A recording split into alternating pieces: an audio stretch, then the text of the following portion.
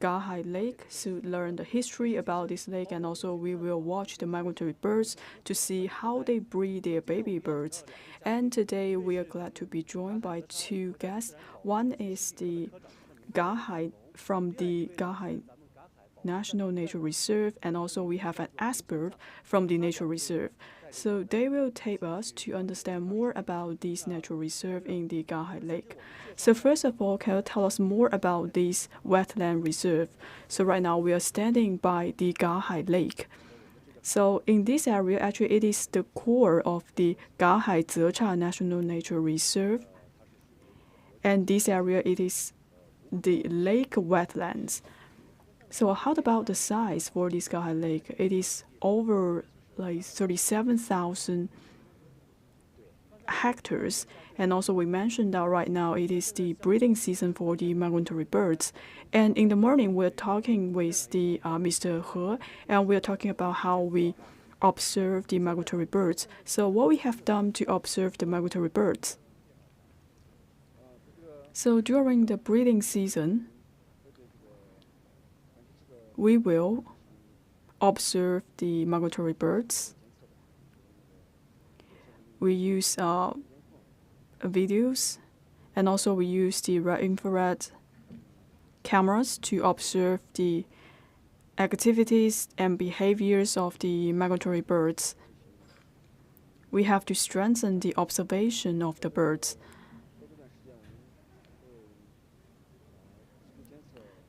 So on a daily basis, we will observe the migratory birds for 2 to 3 times.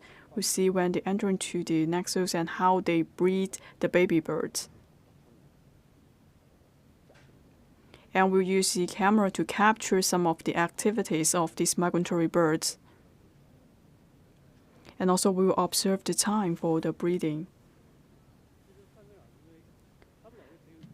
So for these two guests, for one of them, even right now, he's working for the National Nature Reserve. So when you come to work for the Gahai wetland, so in 2021, I was served as the director of the Gahai Wetland Natural Reserve Center.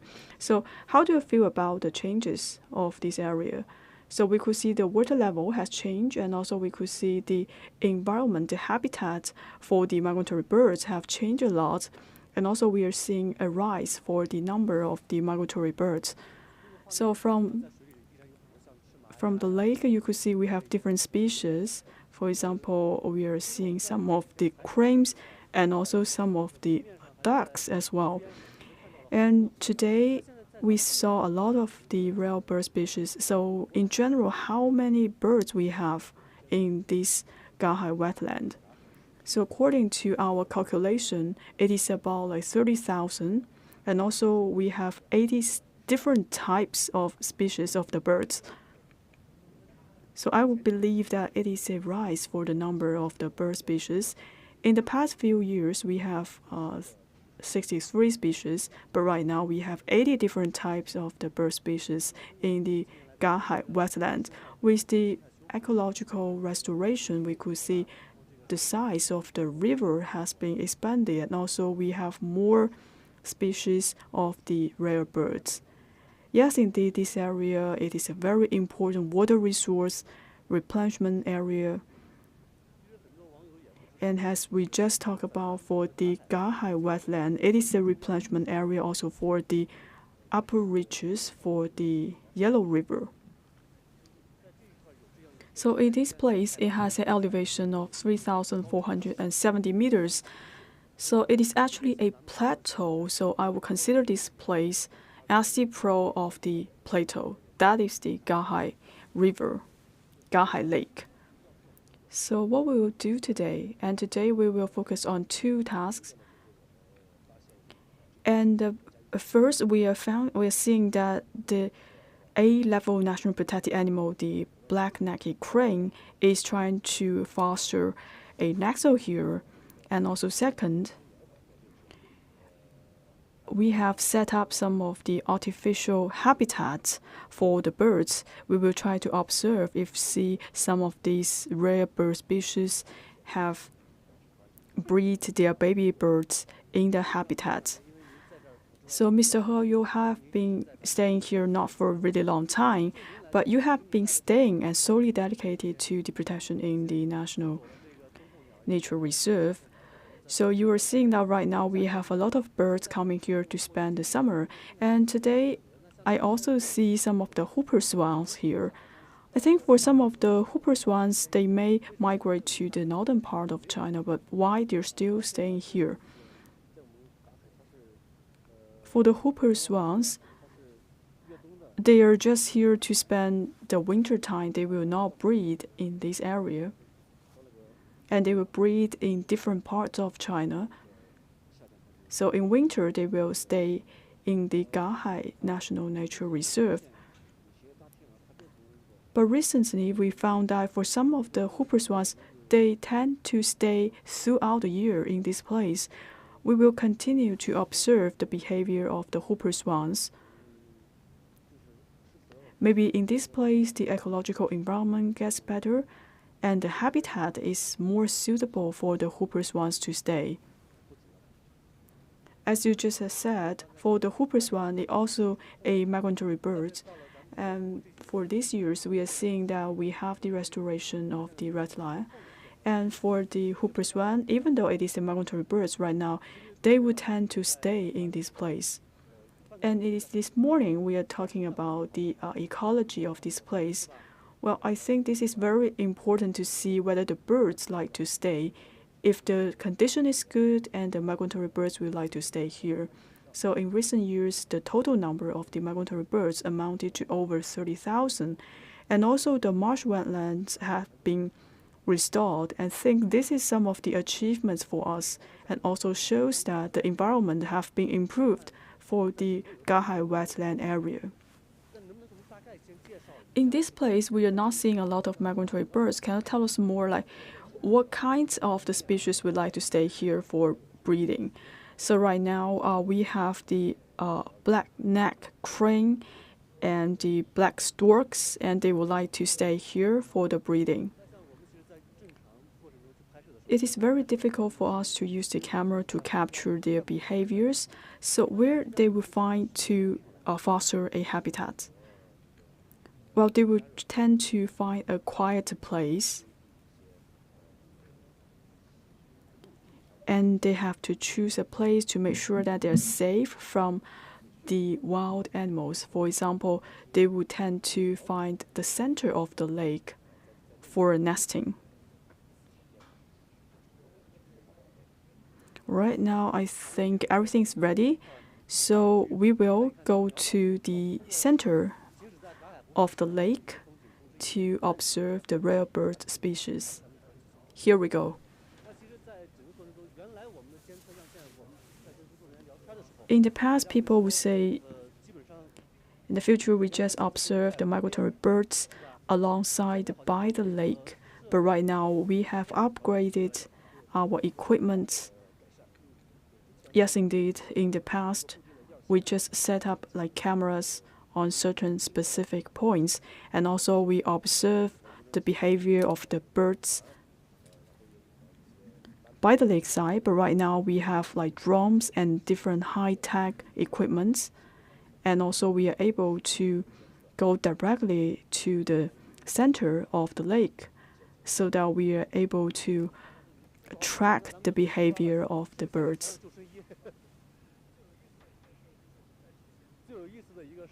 So before we start to set our journey to the Gahai wetland, and some people, they're a little bit sick of the boat. So in the past, we don't have enough equipment, so people may observe these migratory birds by the side of the marsh. And right now, we would like to use the boat to go deeper to observe the species. But still, we are seeing that some of the working staff here, they're a little bit seasickness. We don't know what will happen.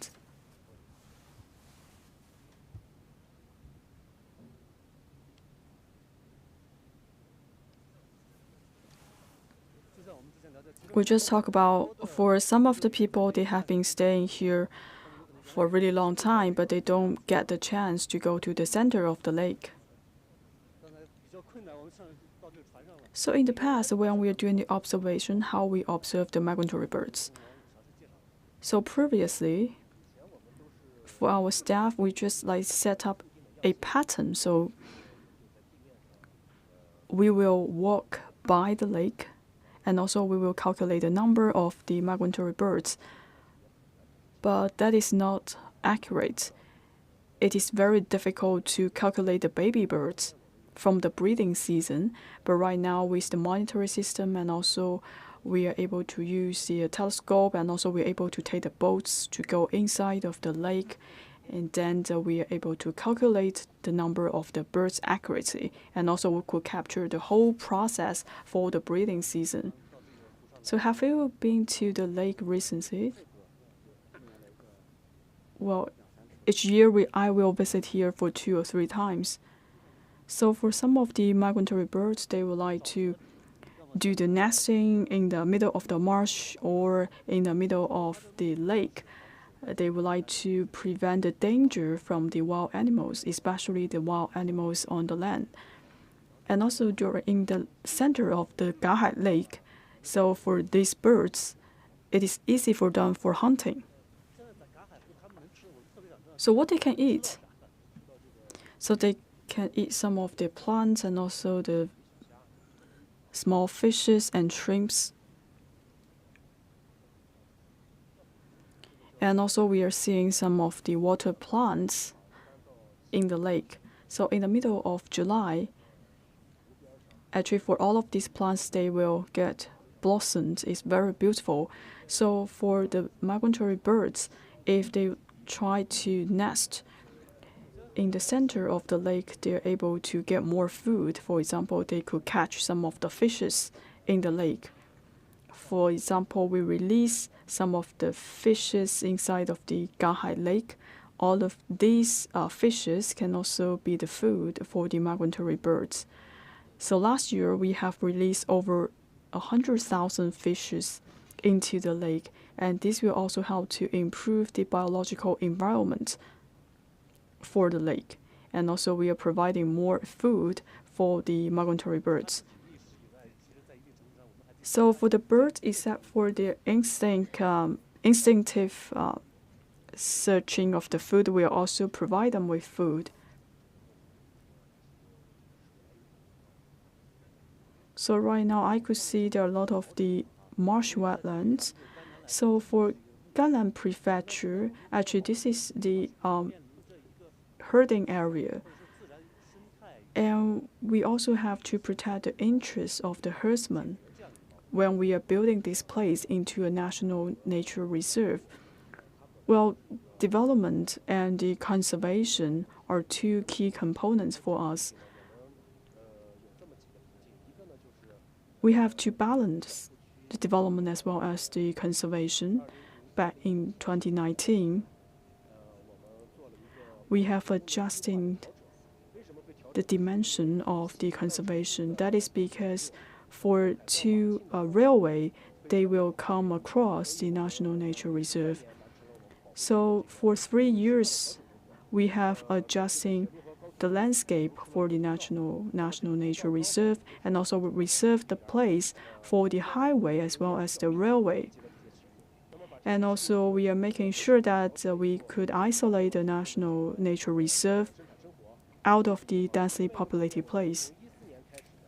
And start from the 1914, for some of the marsh wetlands, we are also doing the ecological compensation. And also for certain period of time, we have to make sure that herding is prohibited, and when necessary, we will provide subsidies to the herdsmen, because we have so many yaks and sheep coming to the grassland, and this may also bring some benefits to the development of this ecological area. So start from 2011, we are rolling out this compensation program, and also we learn the lessons from the program. making sure that we will provide enough subsidies to the herdsmen. For example, for each moo, we will provide 40 RMB to the herdsmen. So start from May the 1st to October the 1st, this is almost about like 2 quarters. And we have to give more compensation to the herdsmen. This will help them to increase their income. And also by the same time, we will improve the livelihood for the local people and also to boost the economic development for the local region.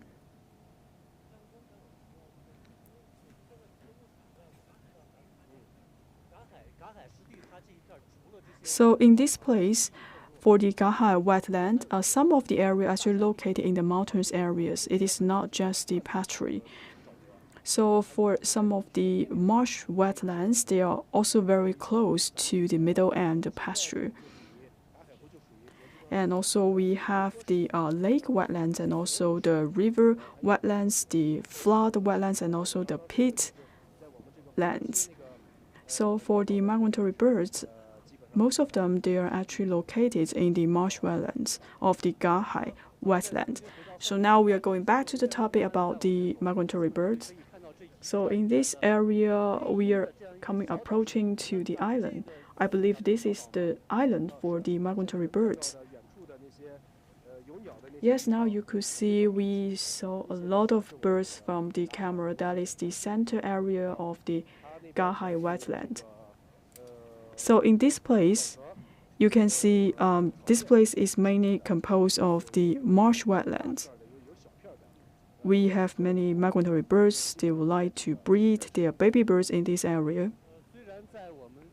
So when we are coming closer to the center of the Gahai wetland, the wind is getting stronger. So in May, actually right now it is in early summer, but if I look at this place, I would say there's not much green trees, and this is because we are located in the plateau. So actually in this area, we have only 2 seasons. One is winter, and the other season is almost winter. Because we are located in the plateau area, and also it is quite fragile for the biological environment. I think in the middle of May, we will see some of the grasses, and in the middle of September, and actually all of this grass will turn yellow. And because this place, we have very high elevation, and that's why it is very cold. So why the migratory birds want to choose this place as their habitat? Because this place, we don't have many people and we don't have many wild animals, so they will feel safe to stay here. We have been protecting this place for over 20 years, and this place is also considered as a national nature reserve. First of all, we will do a lot of observation. So according to our observation, so for the plantation, we could see there is a big rise. So right now we have over 800 types of plants. And also the types of the animals has been reached 109 categories. And right now for the bird species, we have 80 bird species right now in the Gahai wetland. And also for the size of the wetland, right now it is 5 size bigger than that of 2019 and 2018. So in recent years, for the size of the Gahai wetland is over 270 hectares. That means that we also enlarge the habitat for the migratory birds.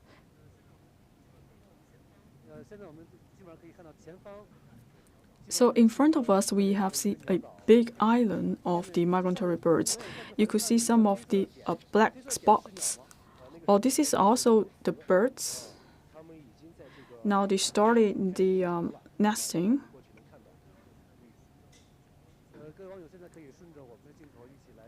Right now we are seeing some of the cormorants. They already start the nesting. So how many cormorants we have here? We have about like 200 cormorants here. Well, I think it is quite dense. in this area. So in the morning during our observation, I think we have seen 170 to 180 cormorants. I think they start the nesting. When we get closer, we will see some of the eggs of the cormorants. So for some of the migratory birds, I think they are not nesting in the marsh wetlands, and some of them may like to foster the nest in the trees. But for the cormorants, I think they also place the nest at a higher place. And in July and August, in this area, we are expecting more nesting, and also the water level will rise. So that's the reason why the cormorants want to make their nest higher than the water level. This is to prevent the flooding in July and August. So on the lake, you could see different types of the migratory birds.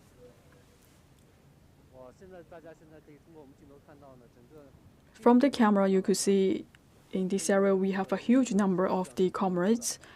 We cannot approach to their nest because we don't want to disrupt the breeding for the birds. So in this part of the area, I believe this is also the habitat for the cormorants, and also we may also have some of the swans and the bar-headed goose. So during the breeding season for the adult migratory birds, the adult birds, they will not leave their nest. It is a constant period of time. But still, they will take some breaks to get some food. But at noon, I think the temperature is appropriate. That's why these birds tend to stay in their nest and try to breed the baby birds.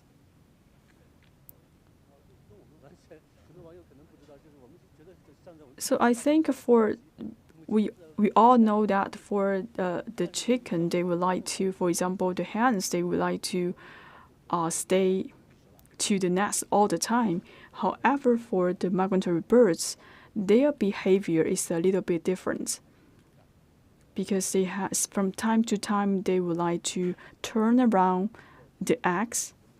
For example, for the black-necked cranes, they have to make sure that the temperature for the egg is even. So at noontime, they would like to do the breeding most.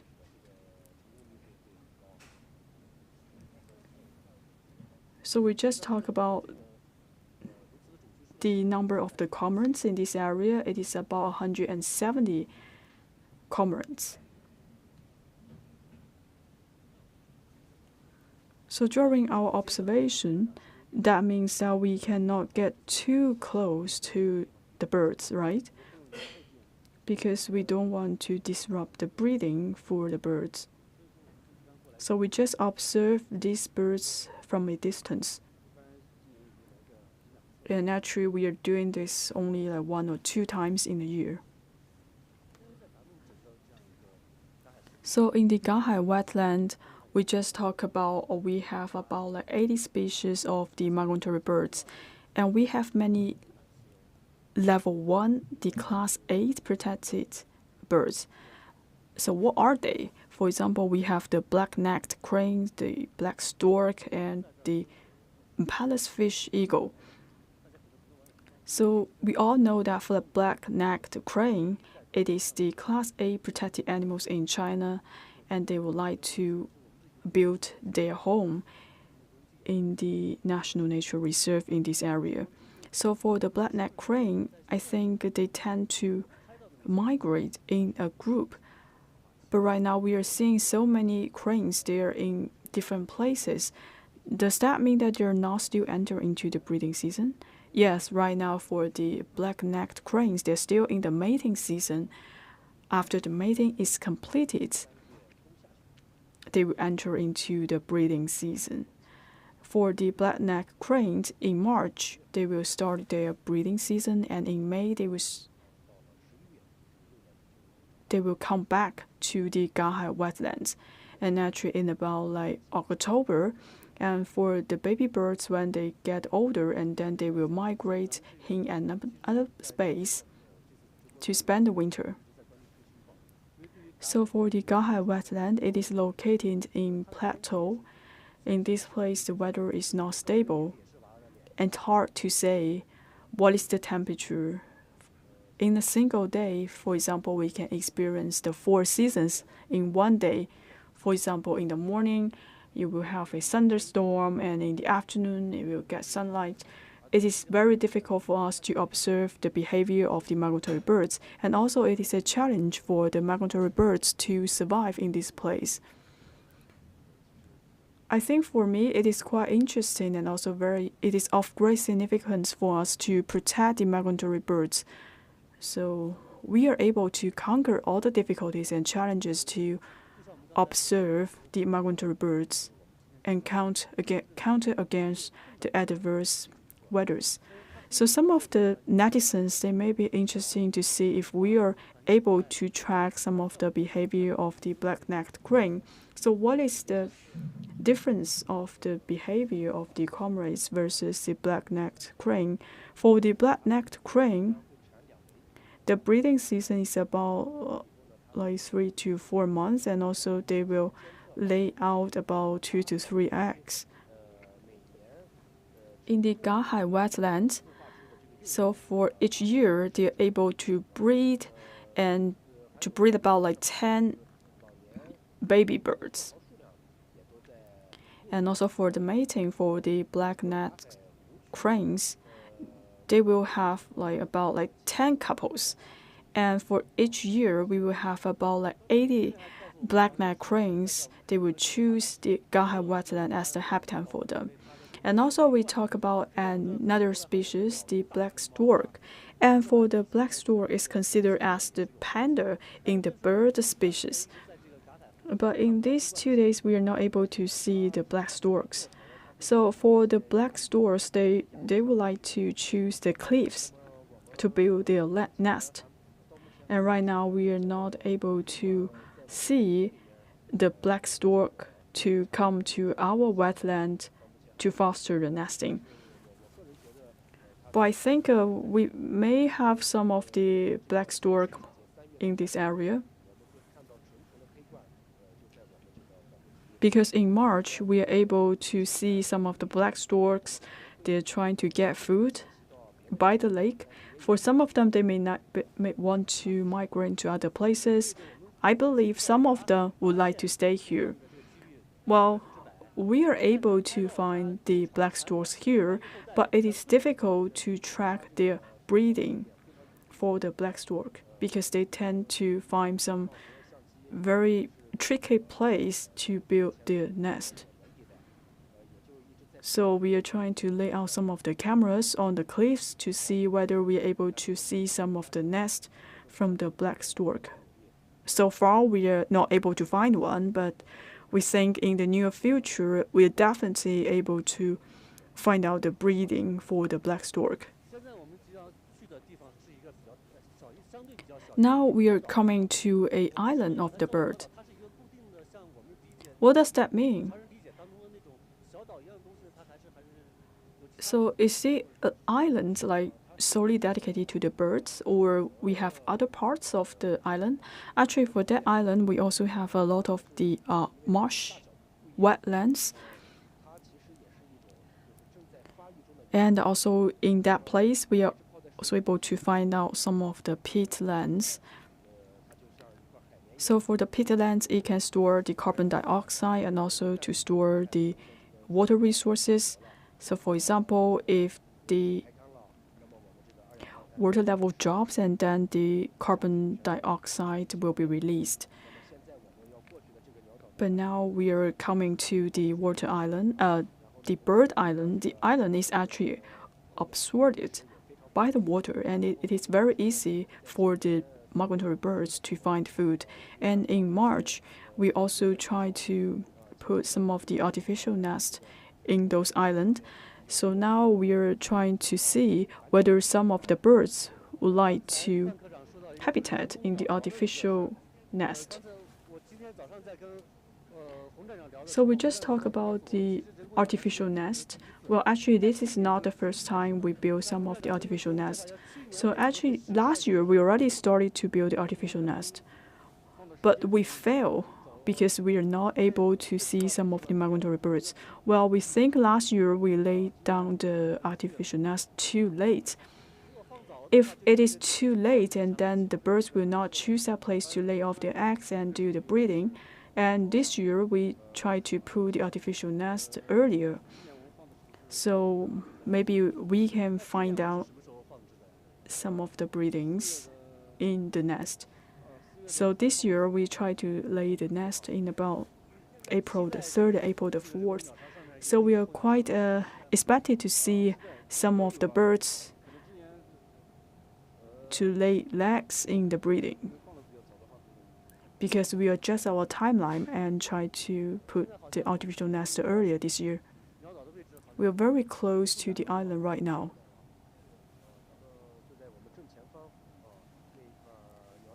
Just in front of us, we have so many migratory birds. For example, just like what we saw for the cormorants. So pretty soon we're able to see some of the bar-headed goose.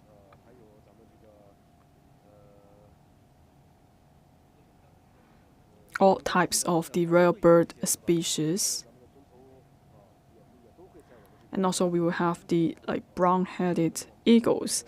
So for all of these different types of the migratory birds, they would like to do the nesting here. So once again, for black stork, they will not choose the place here because they will not come to the center of the lake. For the black stork, they will behave in the shore area because in this area the depth of the water is too deep and they don't want to come to this place. So for the black stork, even though they would like to go to the water, but they think it is quite threatening for them. And they don't want to mix up with other migratory birds. They would tend to find a quiet place for the nesting. So for the black stork, they have very higher standard, higher requirement for the breeding. And also they are quite alert. And also they are having a lot of requirement for the nesting, for the location for the breeding. So according to our observation, for example, they would tend to spread out the location of the nest. So for the black stork, they will not choose a certain place, a definite place for the breeding.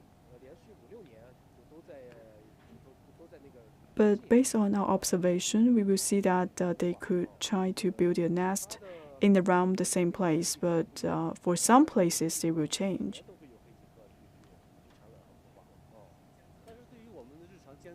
So for our daily observation, you just said that for the black stork, they are quite alert. So maybe it is difficult for us to observe their behavior. Does that mean we have to be more prudent because for the black stork, they are also the Class A protected animal? I think the black stork is quite mysterious for us. So in the previous years, when we are laying the infrared cameras, it is very difficult for us to capture the traces of the black stork and when we find the breeding place for the black stork. So for our people, we have to use the telescope, and also we have to lay out a solid plan to track the behavior of the black stork. And also for some of our staff, they have to go through the marsh to track the behavior. And for the depth of the marsh is very high, it's about a half meter. But in the end, we are able to capture some of the images of the black stork for the nesting, mating, and the breeding. So the whole process was captured by our camera. So right now we are coming to the island of the birds. So for this island, you could see it is covered by the grass, and maybe there's some mud or marsh. Well, this is the peatland and the marshland. So you just feel like you are stepping on the sponge. So when you are standing here, and actually for this wetland, it is floating above the water. So just now you are seeing the artificial nest we are building. So let's take a look to see if there are some eggs. Let's take a look.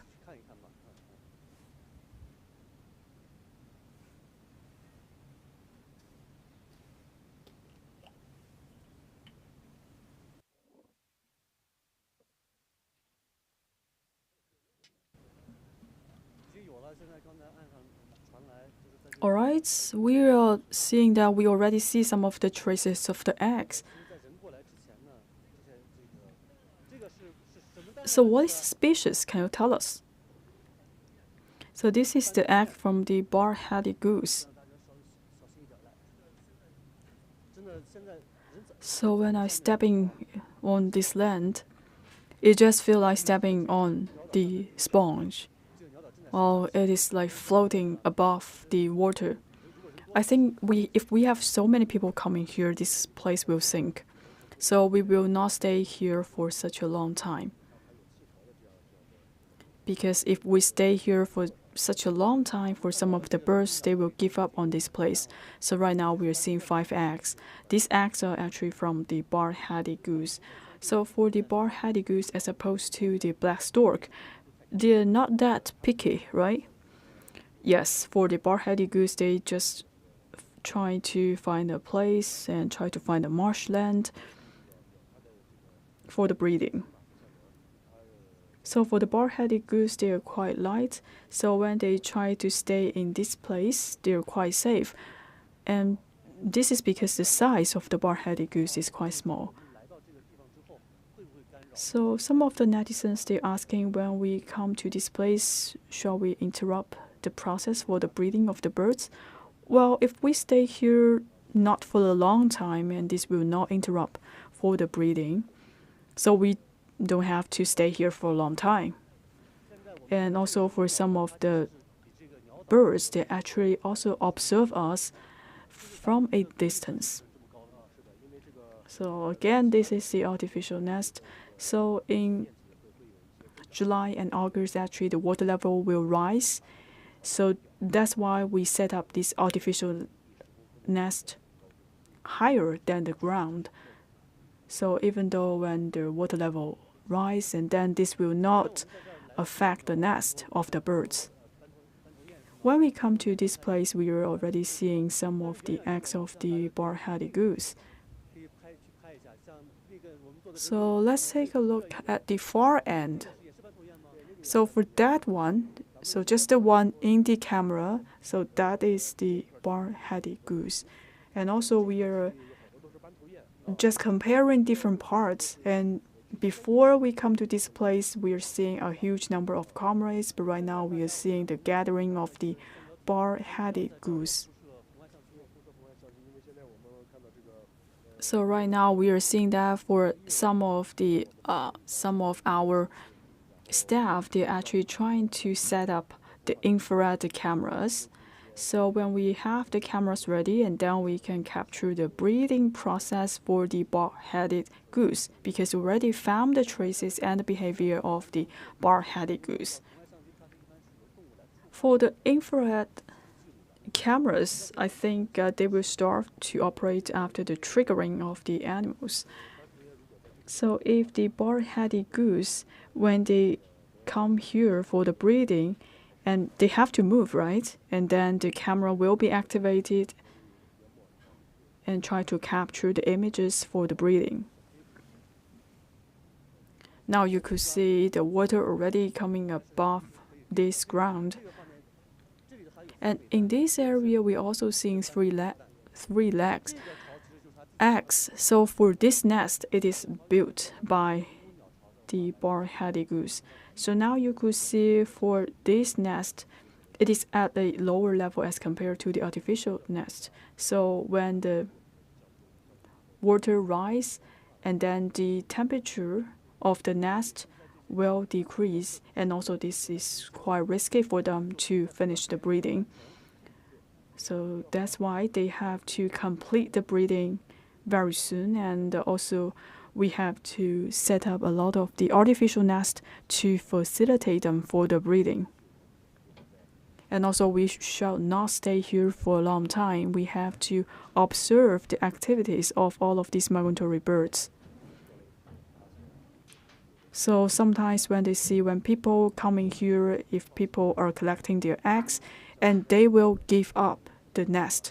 But if we stay here for a short period of time, they will come back.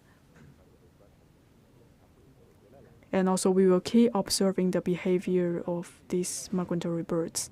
So right now for the working staff, and they're trying to set up the infrared cameras. So right now you could see where they're stepping on the ground, you could see the water already coming up. This is also a very dangerous task. We have to be quick.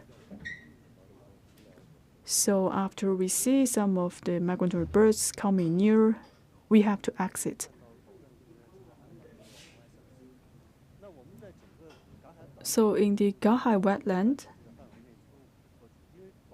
it is very important for us to observe the activities for the birds. So how many lines we have set up for the observation? We have 4 in total. So we will not only use the infrared cameras to observe the activity of the birds, we will also use the drones, and when necessary, we will have the video monitoring system in place, and also we will visit in person and to make sure that we can observe the breeding season for the migratory birds. So for the infrared cameras, when we will collect these cameras back? So we will come here from time to time when we see if there are some of the, like for example, the baby birds, and then we will connect the cameras, because when the baby birds coming out, they will not stay here. And then we will retrieve some of these cameras, and then we will send these tapes to the universities to help us with the analysis and research. So after we set up the infrared cameras, and then we will not interrupt the breeding of the migratory birds.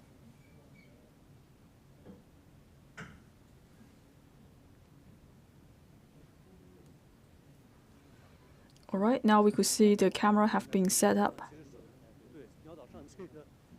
It is very dangerous because we are feeling that for the whole island is sinking.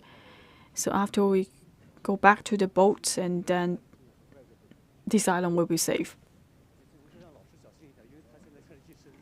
We have to be careful.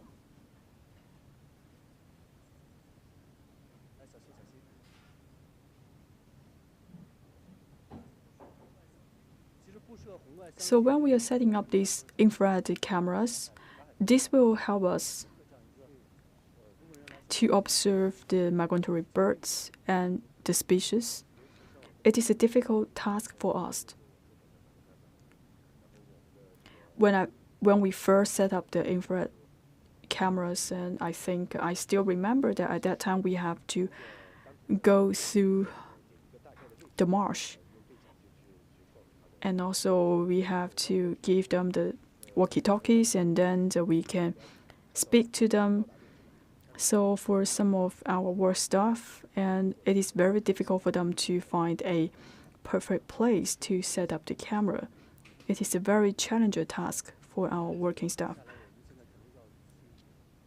So the major task for us is to set up the camera, and also we are trying to monitor the situation of the artificial nest.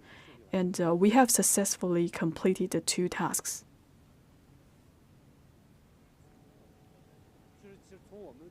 So upon the moment we arrive at the islands, and we only stay here for 10 minutes. I think that is acceptable for the birds, right? Yes. Last time when we are doing the monitoring of the black stork, we also spent about like 10 minutes. When we come back, we will monitor the situation of the island. So first, we have to monitor their behavior, but of course, we will not interrupt their life. Because on a quarterly basis, we will do only once a time. And in other time, we will have the drones to monitor the situation. And we don't have much chances for take a boat to go to the island to monitor the migratory birds. So during today's live coverage, we will feel that we have so many different ways to monitor the activity of the birds, and also we have a lot of achievements. So for the nature reserve, so in April, you have retrieved a great number of the cameras.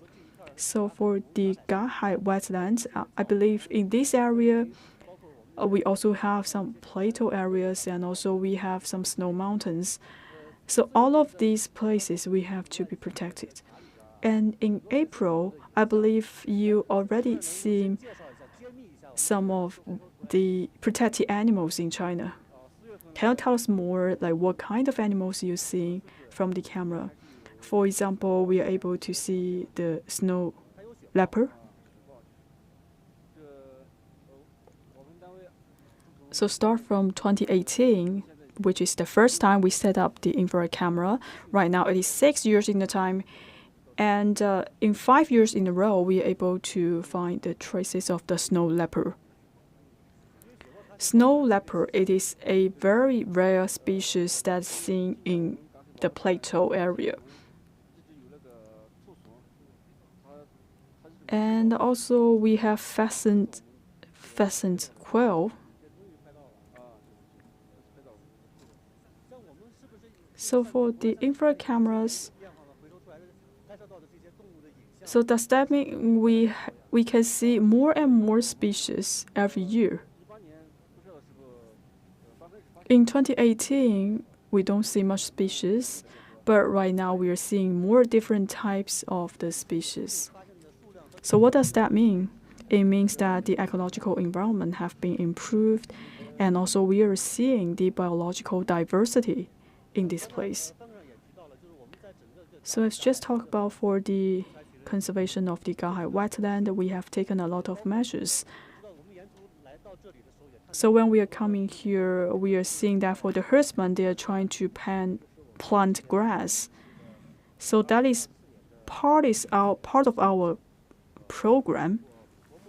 That is the grass restoration plan, to make sure that we can grow new grass in 2024. So we have to make sure that we have thousands of seedlings per square meters. So that is our objective. So how about the investment in the previous years? I think we have gained a lot of achievements. Start from 2014, we have rolled out the wetland compensation program and restoration program. We have taken a number of protective measures to protect the plateau and also the wetland. And also we are using the drones to try to kill the insects on the grass. So with all of these different kinds of measures, we are seeing that we have improved the biological environment. As I just said, for the lake size has enlarged by 5 times, and also during our monitoring of the species, we're able to observe the traces of the snow leopards for 6 years in a row. And this also shows that for the nature reserve, have a improved biological environment, and also the lake size has increased to 12,000 hectares. And also for the grassland coverage has been increased by the 15%. And also the grass production has been increased by 20%. And also for the environment for the migratory birds have been improved. Now you could see we have a better ecology in this area. In one sentence, I would say for the forest and the wetland, we have continued to improve the environment, and also the ecological diversity is also getting better. I would say for the ecology, is going through a high quality development. So with all of these years of the conservation and the protection, now we could see for the size of the Gahai Lake area has been enlarged, and also we have more rare bird species. For example, we have more black-necked cranes, the black storks, and also for some of the whooper swans, they are no longer migratory birds in this place. They try to stay in this place. In recent years, we are seeing in the lake area of the Gahai wetland, we are seeing the traces of the whooper swans. Because in the previous years, they are winter migratory birds. But in these 2 years, we are seeing that for some of the whooper swans, they tend to stay in the Gahai wetland, no matter it is in summer or in winter. And also they will go through their breeding season in this place. And also we are able to capture some of the breeding activities of the whooper swan. So except for the protective measures, what are some of the routine monitoring efforts? For example, we will try to monitor the musk deer, the endangered species, black stork, black-necked crane, and also we will monitor the water quality in this nature reserve. What's the population in this place? Well, we have 19 working staff here, but I think there is a huge amount of workload for them. So on a daily basis, we will set up different plans. For example, this week we will observe the species, we will set up the cameras. So each week we have a different focus for our task. So during the monitoring process, what is the most interesting part? So for example, when we are monitoring the species, the birds, so we will try to identify new species, and also we will try to identify new species for the plants. We will take a photo and try to learn more knowledge about these new species. So each time we will have to make a record, and then we will learn the knowledge from the experts. So every day is a new day. For example, if we are tracking some of the unknown species, we will try to learn from the research center to see who are they. So Mr. Hong actually stay in the base, but you have been returning to the reserve center. Well, I would say that wildlife protection work is also a lot of fun.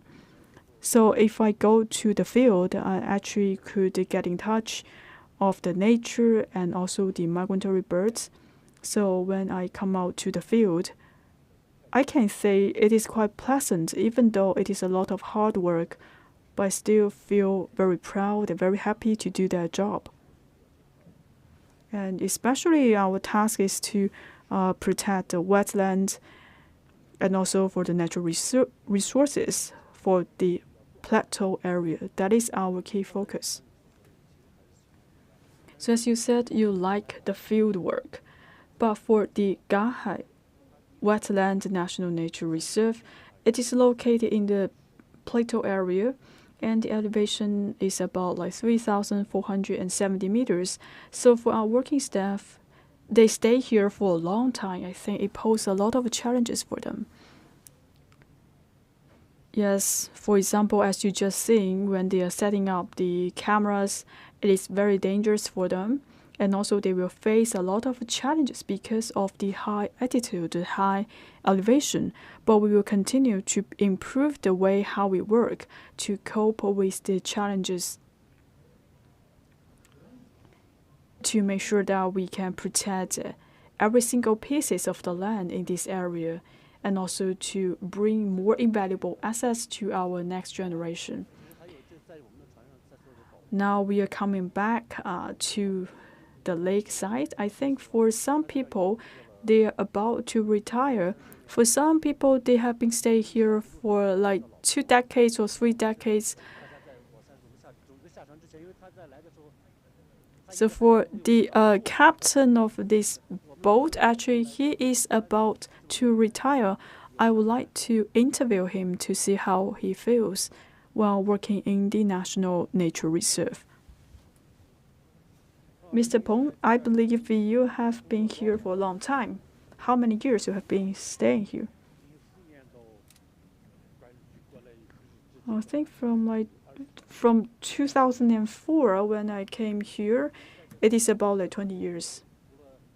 So while you navigate the boat, and also you are the master, you are the tutor for the other young workers. Well, I have to protect the safety for our work staff and also for the nature reserve. I have to play a leading role. So you have like devote your 20 years in this wetland, this plateau. So I just hear that you're about to retire. If you review the past 2 decades, how do you feel? Well, it is quite impressive for me. In this place, in the past, it is just a pasture. We have the herdsmen here. From time to time, we are seeing some like migratory birds.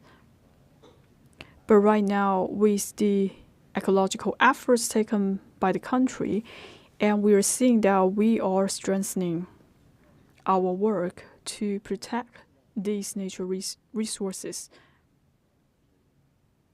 And also feel very proud that the ecology has been improved in this area. I would say for the 20 years, it's worth it. If I'm younger, I would like to stay longer in this place. So you have been staying in the plateau area for a long time. I can feel for your skin. It is quite challenging for you to work here. Yes, indeed. I'm almost 60. I also have some like chronic diseases. This is because I have to stay at the elevation of about like 3,500 meters. I think this is a kind of the disease linked to the plateau, but I will never regret that because this is my work. Someone have to do it. This is my job. So now you could feel that actually the lake size has been enlarged, and also we are seeing more species here. So at the beginning, the Gahai Lake is relatively a smaller size. I believe at that time you were already here, right?